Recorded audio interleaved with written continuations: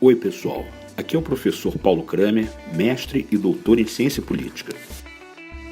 Recentemente, decidi transportar os diálogos presenciais da sala de aula para o vasto mundo digital, agora sem limite para o tamanho das turmas, interagindo com alunos de todo o Brasil e também do mundo de língua portuguesa. De uns anos para cá, o Brasil testemunhou uma verdadeira explosão da curiosidade e do interesse das pessoas pela política. Gente de todas as idades, ocupações e regiões do país que nunca tinham se preocupado antes em refletir sobre os problemas e as opções da vida pública, tanto no seu estado, no seu município, na sua comunidade, no Brasil como um todo. Agora, essas pessoas querem saber, querem discutir, querem opinar, querem criticar, querem cobrar. Numa palavra, querem participar. E é ótimo que seja assim. Se a democracia é, como ensinava Abraham Lincoln, o maior presidente da história dos Estados Unidos, o regime do povo, para o povo e pelo povo, então esse povo precisa mesmo saber o que se passa com o governo que é seu, para debater, fiscalizar, avaliar e corrigir seus rumos.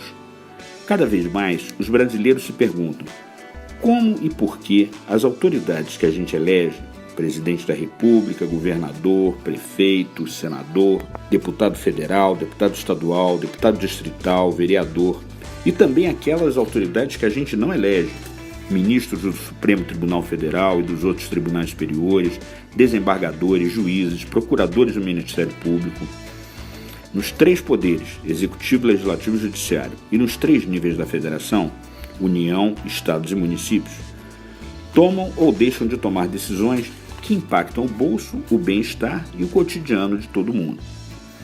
O que acontece com o voto popular desde o momento em que o eleitor aperta a tecla confirma até a posse dos eleitos? O que são e para que servem os partidos políticos e quem manda neles? Quem tem a responsabilidade por alocar e gastar, bem ou mal, a dinheirama dos impostos pagos pelo cidadão, embora muitos nem saibam que estão pagando? Os escândalos de corrupção revelam que, frequentemente, os governantes governam para si mesmos, para seus parentes e amigos, mas não para o bem comum. O que os governados precisam fazer para mudar isso? Bem, essa lista de perguntas praticamente não tem fim e, muitas vezes, infelizmente, o ruído da polarização ideológica e das notícias falsas nas redes sociais ou mesmo na mídia tradicional frustram o debate de ponto de vista e dificultam a busca de respostas. Os meus novos cursos de educação à distância se destinam a você, que não se contenta com palpites e quer formar a sua própria opinião política. Uma opinião baseada na sabedoria que já passou no teste dos tempos. Nessa jornada de reflexão e conhecimento, vamos conhecer e conversar com os maiores pensadores políticos de ontem, de hoje e de sempre. Eles vão ajudar a esclarecer todas as suas dúvidas, compreender a atualidade política brasileira e mundial e distinguir, entre os futuros possíveis, aqueles que são mais prováveis.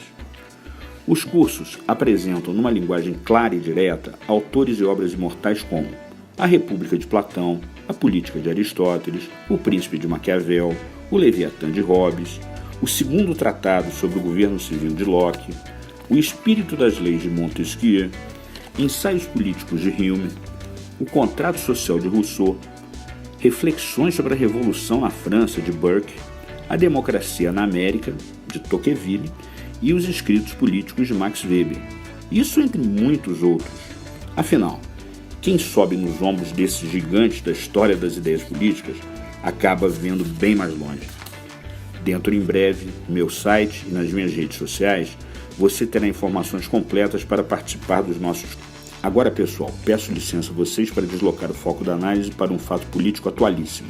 Lula saiu da cadeia em Curitiba 24 horas depois do Supremo, pelo apertado placar de 6-5, ter decidido contra uma decisão do próprio tribunal de 2016 e derrubado a possibilidade de prisão dos réus condenados em segunda instância. De imediato, o principal índice da B3, Bolsa de Valores de São Paulo, fechou em queda de 1,7%, enquanto o dólar subiu para R$ 4,17, sua maior alta desde agosto do ano passado, em plena tensão pré-eleitoral.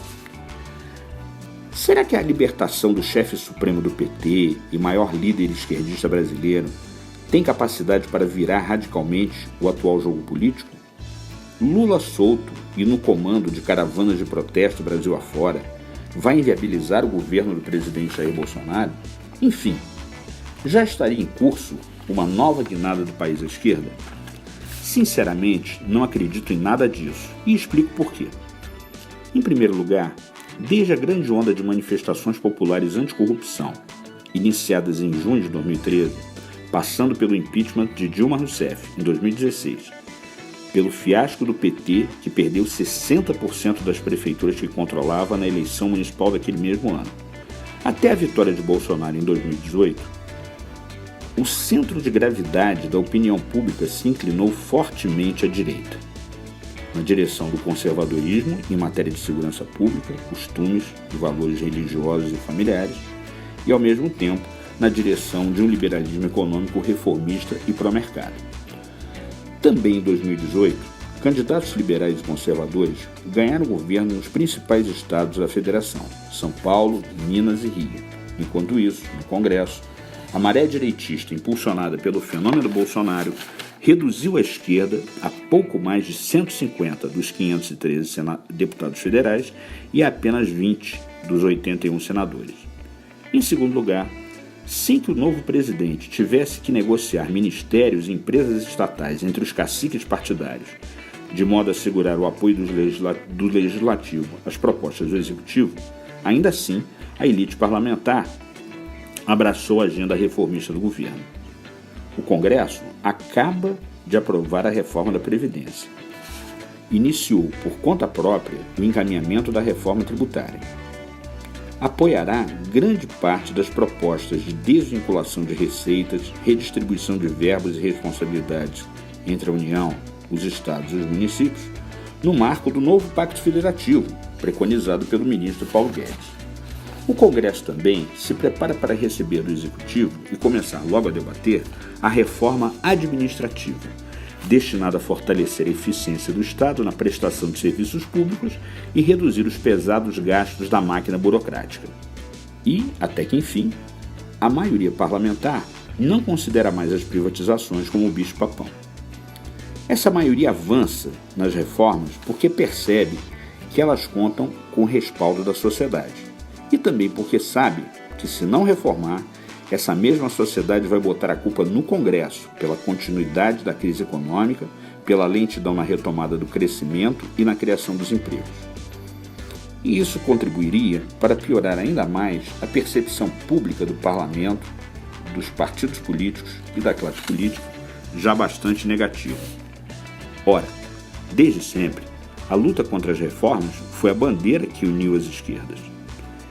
Em terceiro lugar, Lula livre acirrará a polarização direita-esquerda, o que é uma boa notícia para o Bolsonaro, cuja vitória foi alimentada a pão de ló por esse acirramento. Poucos meses depois de assumir o governo, ele já tinha perdido o apoio de cerca de 20% do seu eleitorado.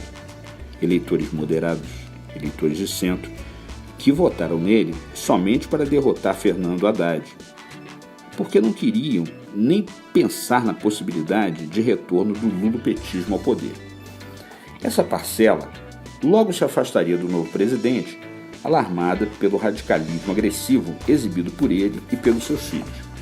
Agora, com Lula animadíssimo para reavivar e unir as esquerdas, é provável que Bolsonaro recupere boa parte da adesão daqueles segmentos moderados que continuam fortemente antipetistas. O ex-presidente, por sua vez, está livre, pode fazer campanha e reencontrar seus companheiros, mas sabe que não pode circular em muitos espaços públicos sem enfrentar as reações de hostilidade de muita gente. Também está inelegível, porque condenado em segunda instância, o que faz dele um ficha suja.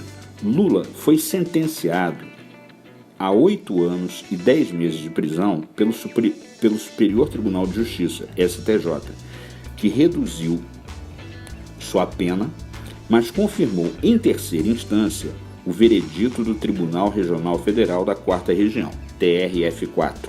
Ele permanecerá fora da prisão pelo menos até que o STF se pronuncie sobre o processo por corrupção e lavagem de dinheiro envolvendo o triplex de Guarujá.